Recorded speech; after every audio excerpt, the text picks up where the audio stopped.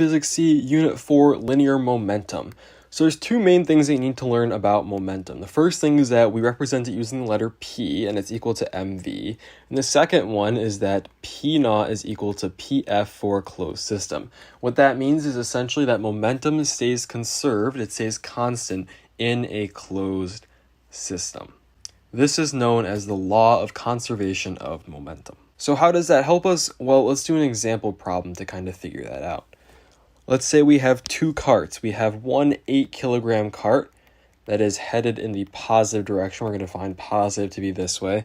We have another cart that is headed in the negative direction going 3 meters per second.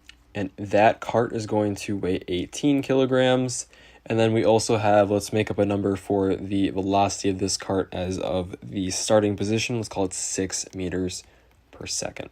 So after these two carts collide, which we see that they're going to collide because they're headed right towards each other, what is the velocity of the first cart if it's known that after their collision, this cart goes the other direction at 2 meters per second?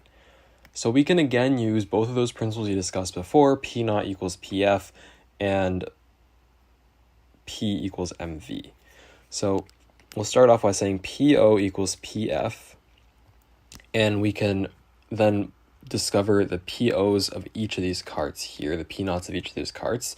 So we'll have M, so 8 times 6 plus -3 times 18, right? Because we're going in the negative direction with this cart here, is equal to, and we don't know the velocity of this cart after the collision. So we're just going to call it V times 8, right? 8V plus, we know this is going 2 in the other direction, times 18. So we'll get 48 minus 54 is equal to 8v plus 36, meaning that -42 is equal to 8v, therefore -21 fourths is equal to v, or -5.25 meters per second is equal to v. So that means that after this collision, we're going to have 5.25 meters per second going the other direction. Let's take a look at another example in which the carts actually stick together after their collision. Let's say we have a cart of mass 12m that is headed in the positive direction at a speed of 2v naught. We have another cart that's headed at a speed of 16v naught with a mass of just m. We want to use the same principles after they stick together. What is the velocity of the total kind of conglomerate of these two stuck together, right? So we're going to get 12m times 2v naught plus -16v naught times m, right? This is going to be our P naught. And so after we've done that, we can write this as 24v naught m minus 16v naught. M is equal to v t times 13m. We're just going to say vt is the total velocity of the carts after they have collided, right? And then we can just kind of cross out all of the m's here.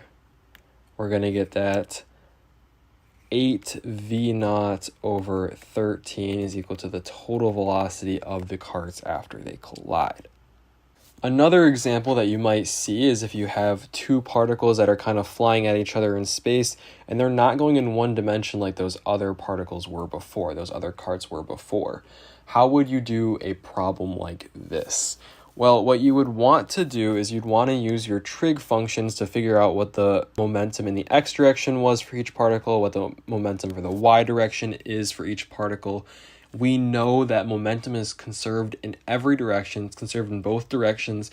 So what you do very simply here is you would find the velocity of both of them using the x direction, the y direction after their collision, and then you can use Pythagorean theorem to kind of put those two together, right? So if I have some momentum px this direction, some momentum py in this direction, then I'm going to draw a resultant vector. That's kind of my like total sort of p.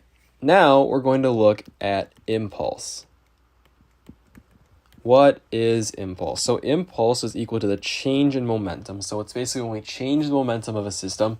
Previously we looked at closed systems. Now we're going to look at systems where we have added something in the middle of the experiment or whatever. We've changed the momentum of some object, right? So delta P is equal to J. J is our letter for impulse, and it's equal to the integral of F with respect to time. Okay, you notice earlier when we had the integral of F with respect to distance, that was work. In this case, we have a sort of a parallel here. We have a change in momentum versus a change in energy, right? So this is just something to note really quickly. Obviously, if we have an integral, if we have F over here and T over here, the area under the curve is going to be your impulse or your change in momentum. And that also does mean that if we have a constant force being exerted, then that J is going to just be equal to Ft, or F delta T. Just going to take a look at Newton's second law in sort of momentum, quote-unquote, form. So we have F is equal to ma, and we know from our drag equation and our kinematics knowledge that ma is equal to mdv dt, meaning that d of mv over dt is also equivalent to ma here, right? Which is equal to dp dt. So our change in momentum over time is, well, our change in momentum with respect to time, I should say, is equal to our force. This is valid for when mass is constant and when it's changing. And the last thing that we're going to discuss in this unit is the difference between an elastic and an inelastic collision. So which one is which? So an inelastic collision happens when we have stuff that sticks together and/or when Ke is lost. So kinetic energy is not conserved. If we have an elastic collision, that's when two things are bouncing off of each other, and that means that Ke is conserved. Remember that kinetic energy is not a vector, it's a scalar quantity. So make sure you take that into consideration when you're kind of summing up the energies to see if a collision was elastic or inelastic.